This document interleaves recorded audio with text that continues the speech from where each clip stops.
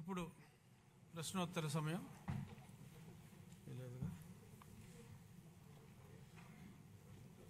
Question number 1368 home minister గారు. ధన్యవాదాలు అధ్యక్ష. మొదటి ప్రశ్నకు సమాధానం అవునండి. ఆంధ్రప్రదేశ్ ఒడిశా సరిహద్దుల వెంబడి ఉన్న అటవీ మరియు కొండ ప్రాంతాల కారణంగా రోడ్డు మార్గం ద్వారా గంజాయి అక్రమ రవాణాకు సంబంధించి చెదురుమదురు సంఘటనలు నమోదయ్యాయి. బి ప్రశ్నకు అధ్యక్ష, ప్రభుత్వం, పోలీస్, అదేవిధంగా ఈగల్ మరియు అనుబంధ విభాగాల ద్వారా సమగ్రమైన మరియు సుస్థిరమైన చర్యలు చేపట్టింది. ఆ వివరాలను అనుబంధంలో జతపరచడమైంది అధ్యక్ష. ప్రభుత్వం చేపట్టిన సుస్థిర చర్యల వల్ల పార్వతీపురం, మన్యం జిల్లాలోని ఆంధ్ర ఒడిశా సరిహద్దు వెంబడి కఠినమైన మరియు నిరంతర నిఘా ఉంచడం ద్వారా పాలకొండ శాసనసభ నియోజకవర్గం గుండా సాగే గంజాయి అక్రమ రవాణాను సమర్థవంతంగా అరికట్టడం అవుతుంది. నిమ్మక జయకృష్ణ. అధ్యక్ష, ధన్యవాదాలు అధ్యక్ష. అధ్యక్ష, 2019-24 సమయంలో, ఆనాటి జగన్మోహన్ రెడ్డి సమయంలో, ముఖ్యమంత్రి గారి సమయంలో, ఈరోజు ఆంధ్రప్రదేశ్ రాష్ట్రంలో గంజాయి సాగుకి అలాగే విస్తీర్ణం కూడా చాలా ఎక్కువగా ఉండేది అధ్యక్ష. అయితే మన కూటమి ప్రభుత్వం వచ్చాక గంజాయి పూర్తిగా ఆంధ్రప్రదేశ్ రాష్ట్రంలో కానీ పూర్తిగా నిర్మూలించబడింది అధ్యక్ష. అయితే మా పాలకొండ నియోజకవర్గం బోర్డర్ అధ్యక్ష, అంటే ఒరిస్సాకి బోర్డర్ అధ్యక్ష, ఈ నియోజకవర్గాల్లో ఎక్కువగా, అంటే ఒరిస్సా బోర్డర్ నుంచి ఎక్కువగా ఈ గంజాయి సాగు ఎక్కువగా రవాణాకి ఎక్కువగా అవకాశం ఉంది అధ్యక్ష. అంటే గౌరవ హోంమంత్రి గారికి నేను అడుగుతుందండి అధ్యక్ష, ఏమైనా ఇంకా పటిష్టమైన చర్యలు, ఈ పటిష్టమైన చర్యల వల్ల గంజాయి రవాణా అనేది పూర్తిగా, అంటే పటిష్టమైన చర్యలు పెంచడం వల్ల గంజాయి రవాణా పూర్తిగా అరికట్టవచ్చు అధ్యక్ష. అటువంటి చర్యలు ఏమైనా ఇంకా పూర్తి స్థాయిలో గట్టి భద్రత ఏర్పాటు చేసి పూర్తి స్థాయిలో నిఘాను పెంచి ఈ అక్రమ గంజాయి రవాణా ఇంకా పూర్తి స్థాయిలో అడ్డుకోవాలని గౌరవ హోంమంత్రి గారికి అడుగుతున్నాను అధ్యక్ష. మంత్రి గారు. అధ్యక్ష, గౌరవ సభ్యులు చెప్పిన ప్రకారం అధ్యక్ష, యాక్చువల్గా మనకి 2019 తర్వాత గంజా సాగు ఇంచుమించుగా ఎలా అయిపోయిందంటే గంజా ఆంధ్రప్రదేశ్గా మన సంగతి మనందరికీ తెలుసు. తర్వాత మనకి ఎన్డీఏ గవర్నమెంట్ వచ్చిన తర్వాత ఇమీడియట్గా దాన్ని ఈగల్ మనం స్థాపించుకొని ఈగల్ ద్వారా మ్యాక్సిమం గంజా సాగునైతే అధ్యక్ష నేను చాలా హ్యాపీగా చెప్పగలను, గర్వంగా కూడా చెప్పగలను. ఈరోజు ఆంధ్రప్రదేశ్లో గంజా సాగు అనేది జీరో కల్టివేషన్ అధ్యక్ష. ఎక్కడా కూడా గంజా సాగు లేదు అని చెప్పి సభాపూర్వకంగా మీ అందరికీ కూడా తెలియజెప్పడానికి కూడా అందరి సహకారం లభించినందుకు కూడా అందరికీ కూడా నేను ధన్యవాదాలు తెలియజేసుకుంటున్నాను అధ్యక్ష. ముఖ్యంగా ఇప్పుడు మనకు ఉన్న ప్రాబ్లం కాస్త ఏఓబి ప్రాంతాలు, అంటే ఒరిస్సా నుంచి వచ్చేటప్పుడు కానీ కొంత ట్రాన్స్పోర్టేషన్ అయితే మన ఆంధ్రప్రదేశ్ గుండా సాగుతుంది. ఇప్పుడు ఎక్కడైతే దానికి సంబంధించి ఇంతకుముందు చెక్ పోస్టులు అయితే ఏర్పాటు చేశారు, కానీ చెక్ పోస్టులని కూడా ఎక్కడ కూడా నిఘా పెట్టి కానీ కొంచెం దాన్ని బాగా ఎక్కువగా ఎఫెక్టివ్గా పనిచేసేటట్టుగా ఎక్కడ కూడా పెట్టుకోవాలి. ఆల్రెడీ మన ఎన్డీఏ గవర్నమెంట్ వచ్చిన తర్వాత అధ్యక్ష చూసుకుంటే 1-2 చోట్ల మాత్రమే చెక్ పోస్టులు ఏర్పడే పరిస్థితి. కానీ మనం ఏం చేసామంటే ఇప్పుడు ఇంటర్ స్టేట్ చెక్ పోస్టుల కింద సుమారుగా 5 జిల్లాల్లోని కూడా దగ్గర 35కు పైగా చెక్ పోస్టులు పెట్టుకున్నాం అధ్యక్ష. ఆ చెక్ పోస్టుల దగ్గర కూడా ఎస్పెషల్లీ ఇప్పుడు మనకి పాలకొండ కాన్స్టిట్యుయెన్సీకి సంబంధించి రాయగడ, గునుపూర్ దగ్గరలో ఉంటుంది అధ్యక్ష. అక్కడ బత్తిలి అని ఒక చెక్ పోస్ట్ కూడా ఏర్పాటు చేసుకోవడం జరిగింది. ఆ బత్తిలి చెక్ పోస్ట్ కూడా చాలా ఎఫెక్టివ్ గా పనిచేయడం వల్ల అట్ ద సేమ్ టైం అక్కడ ఎస్పీ మన్యం జిల్లా ఎస్పీ గారు, అదేవిధంగా అక్కడ రాయగడ ఎస్పీ గారు నిరంతరం కోఆర్డినేషన్ చేయడం వల్ల అటువైపు నుంచి మాక్సిమం ట్రాన్స్పోర్టేషన్ కూడా తగ్గే పరిస్థితి కూడా వచ్చింది అధ్యక్ష. ఇమీడియట్ గా ఎవరైనా ట్రాన్స్పోర్ట్ చేసే పరిస్థితి ఉన్నా కూడా ఇమీడియట్ గా మన డిపార్ట్మెంట్ వాళ్ళు, ఈగల్ డిపార్ట్మెంట్ వాళ్ళు వెళ్ళి పట్టుకోవడం, వాళ్ళు వెంటనే ఎన్డీపీఎస్ యాక్ట్ల కింద వాళ్ళని అరెస్ట్ చేయడం కూడా జరుగుతుంది. మనందరికీ తెలుసు అధ్యక్ష, ఇక్కడ వీటితో పాటు మనకి ఎక్కువగా జరిగేది ఈ పాలకొండ, అదేవిధంగా సాలూరు, పార్వతీపురం ఈ ఏరియాస్ నుంచి కూడా ఎక్కువగా గాంజా రవాణా అవుతుందని ఇన్ఫర్మేషన్ తీసుకొని నిరంతరం నిఘాల ద్వారా మేము అక్కడ పర్యవేక్షణ చేస్తున్నాం. At the same time drone surveillances, CCTV surveillances up to highway వరకు వచ్చేటంత వరకు మాక్సిమం అంతా కూడా సీసీటీవీ సర్వైలెన్సెస్ పెట్టుకోవడం వల్ల ఎక్కడైనా కూడా రీసెంట్ గా నాకు తెలిసి ఒక నిన్నగాక మొన్న ఒక 100 కేజీలు గాంజా కూడా పట్టుకోవడం జరిగింది అధ్యక్ష. అంటే ఎక్కడ కూడా ట్రాన్స్పోర్టేషన్ కూడా ఈ జిల్లాలు దాటి బయటకు వచ్చే పరిస్థితులు కూడా లేకుండా ఇమీడియట్ గా చేయడం జరుగుతుంది.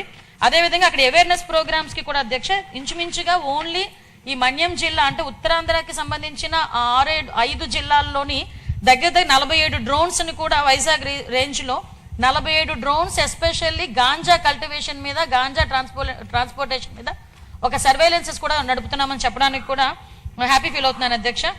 మనం చూసుకుంటే అధ్యక్ష, ఇప్పుడు మన గవర్నమెంట్ వచ్చిన తర్వాత నుంచి ఇప్పటి వరకు కూడా 5 జిల్లాలకి సంబంధించి 1423 కేసులు నమోదు చేయడం అయింది అధ్యక్ష. 762 వాహనాలను సీజ్ చేయడం జరిగింది. అరెస్ట్ అయిన వాళ్ళు 3515 మందిని అరెస్ట్ చేశాం. వీటితో పాటు వాళ్ళ దగ్గర ఒక అవగాహన కార్యక్రమాలు చేయాలి కాబట్టి దానిలోని చాలా పెద్ద ఎత్తున తీసుకొని ప్రతి మన ఎడ్యుకేషన్ డిపార్ట్మెంట్ నారా లోకేష్ గారి సారథ్యంలో సహకారంతో ప్రతి స్కూల్లోని కూడా ఈగల్ క్లబ్స్ ను కూడా ఏర్పాటు చేసుకోవడం జరిగింది. పాలకొండ శాసనసభ నియోజకవర్గంలో 131 ఈగల్ క్లబ్లు కూడా ఏర్పాటు చేసుకొని పిల్లలకి కూడా దీని మీద అవేర్నెస్ కార్యక్రమం చేపట్టడం జరుగుతుంది. అదేవిధంగా అధ్యక్ష, మన్యం జిల్లా మొత్తం చూసుకుంటే 493 ఈగల్ క్లబ్స్ ఉన్నాయి అధ్యక్ష. వీటితో పాటు అధ్యక్ష ఎప్పుడూ కూడా కంటిన్యూస్ గా వాళ్ళకి మానిటర్ చేయాలి అన్న ఉద్దేశంతో, అదేవిధంగా వాళ్ళు అవేర్నెస్ క్రియేట్ చేయడానికి మా విశాఖపట్నం రేంజ్ డిఐజీ గోపీనాథ్ జెట్టి గారు కూడా ఒక కార్యక్రమం తీసుకున్నారు. పాయక్రోపేట టు ఇచ్చాపురం అభ్యుదయం అని చెప్పి ఒక సైకిల్ యాత్ర, కంటిన్యూస్ గా సైకిల్ యాత్ర చేస్తూ ప్రతి గ్రామాన్ని కూడా టచ్ చేసుకుని అవేర్నెస్ ప్రోగ్రామ్ తీసుకుని వెళ్ళారు అధ్యక్ష. ముగింపు కూడా మన ఇచ్చాపురం శాసనసభ్యులు అశోక్ గారి ఆధ్వర్యంలో చాలా మంచిగా జరిగింది. ఒక పక్క అవగాహన కార్యక్రమాలు, ఒక పక్క సర్వేలెన్సెస్ రెండు కూడా కోఆర్డినేట్ చేసుకుంటూ, అవే కాకుండా ఇంటర్ స్టేట్ కోఆర్డినేషన్ తో కూడా మనం ముందుకెళ్తూ ఈ ట్రాన్స్పోర్టేషన్ అనేది అరికట్టడానికి కూడా మేము కృషి చేస్తున్నాం. దానికి కూడా అందరినీ కూడా సహకరించాల్సిందిగా కోరుకుంటున్నాం. సప్లిమెంటరీ ఏమన్నా ఉందండి? ఎవరు కాదు, వేరే వాళ్ళకి కాదండి, వాళ్ళు కొంచెం మైక్ ఇష్యూ ఉంది కాబట్టి. జయకృష్ణ గారు ఇంకేమన్నా అడిగేది ఉందా మీరు? సప్లిమెంటరీ. హోమ్ మినిస్టర్ గారు అద్భుతమైన హోంవర్క్ చేసుకుని వచ్చారు, చాలా బాగా చెప్పారు. Question number 1174 Nara Lokesh. అధ్యక్ష, మొదటి ప్రశ్నకి సమాధానం అవునండి, రెండో ప్రశ్నకి సమాధానం అవునండి, మూడో ప్రశ్నకి సమాధానం అవునండి, నాలుగో ప్రశ్నకి సమాధానం వివరాలన్నీ అనుబంధంలో జత చేతమైనది. శ్రీమతి గౌతు శిరీష్. ధన్యవాదాలు అధ్యక్ష. గత ప్రభుత్వం పాఠశాలల విషయంలో అస్తవ్యస్త నిర్ణయాలతో నాడు నేడు పేరుతో అనేక అక్రమాలకి పాల్పడింది అధ్యక్ష. వాటి కారణంగా నేటికి కూడా అనేక పాఠశాలల్లో నిర్మాణంలో ఉన్న భవనాలు, మరుగుదొడ్లు కానీ వారికి మంచినీటి సౌకర్యాలు కానీ పూర్తి కాలేదు అధ్యక్ష. మన ప్రభుత్వం మనబడి మన బాధ్యత అనే పేరుతో ఏదైతే నూతన విద్యా విధానానికి గౌరవ విద్యాశాఖ మంత్రి గారైన నారా లోకేష్ గారు శ్రీకారం చుట్టిన తర్వాత, అలాగే పెద్ద ఎత్తున ఉపాధ్యాయ పోస్టుల నియామకాలు చేపట్టడంతో పాటు పాఠశాలను ఉన్నత ప్రమాణాల దిశగా తీర్చిదిద్దుతూ విద్యార్థులకు డొక్కా సీతమ్మ గారి భోజన పథకం ద్వారా సన్న బియ్యంతో నాణ్యమైన భోజనం అందించడం లాంటి చర్యల ద్వారా మరలా ప్రభుత్వ పాఠశాలల్లో విద్యార్థుల సంఖ్య భారీగా పెరుగుతుంది అధ్యక్ష. అయితే భవనాలు, తరగతి గదులు పూర్తి కాకపోవడం వల్ల అసంపూర్తిగా ఉండిపోయిన పనులను సత్వరం పూర్తి చేయవలసిందిగా విద్యార్థులు, వారి తల్లిదండ్రులు మరియు ఉపాధ్యాయుల దగ్గర నుంచి వస్తున్న విజ్ఞాపనను సదరు మంత్రి గారి దృష్టిలో పెడుతున్నాను అధ్యక్ష. అలాగే 2019 ఎన్నికలకు ముందు తిత్లీ తుఫాన్ కారణంగా అనేక పాఠశాలలు దెబ్బతిన్నాయి అధ్యక్ష. వాటిని నాటి చంద్రబాబు నాయుడు గారి ప్రభుత్వం యుద్ధ ప్రాతిపదికన పనులు పూర్తి చేసినప్పటికీ కూడా వాటి యొక్క బిల్లులు తెలుగుదేశం పార్టీ సానుభూతి పరులు అని ఆ తర్వాత వచ్చిన ప్రభుత్వం వాళ్ళకి పే చేయలేదు అధ్యక్ష. అలాగే కూటమి ప్రభుత్వం గత 5 సంవత్సరాలు జరిగిన ఈ అవినీతి అక్రమాలపై, నాడు నేడులో జరిగిన అవినీతి అక్రమాలపై పరిశీలించి తగు చర్యలు తీసుకోవాలని కోరుకుంటూ, మరియు అసంపూర్తిగా ఉన్న ఈ భవనాలు పూర్తి చేస్తే నిజంగా ఈరోజు పెద్ద ఎత్తున ప్రభుత్వ పాఠశాలల్లో విద్యార్థులు జాయిన్ అవుతున్నారు అధ్యక్ష. వాళ్ళందరికీ కూడా సరైన సౌకర్యాలు ఏర్పాటు చేసినట్టు ఉంటుందని సదరు మంత్రి వారి దృష్టిలో పెడుతున్నాను అధ్యక్ష. ధన్యవాదాలు అధ్యక్ష. మంత్రి గారు.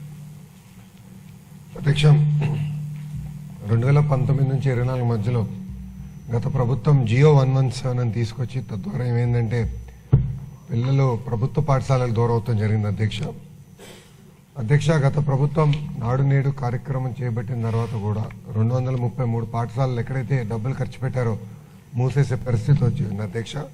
ప్రజాప్రభుత్వ ఎన్నికల్లో చాలా స్పష్టంగా జియో 117 మేము రద్దు చేస్తామని చెప్పాం, చేశాము.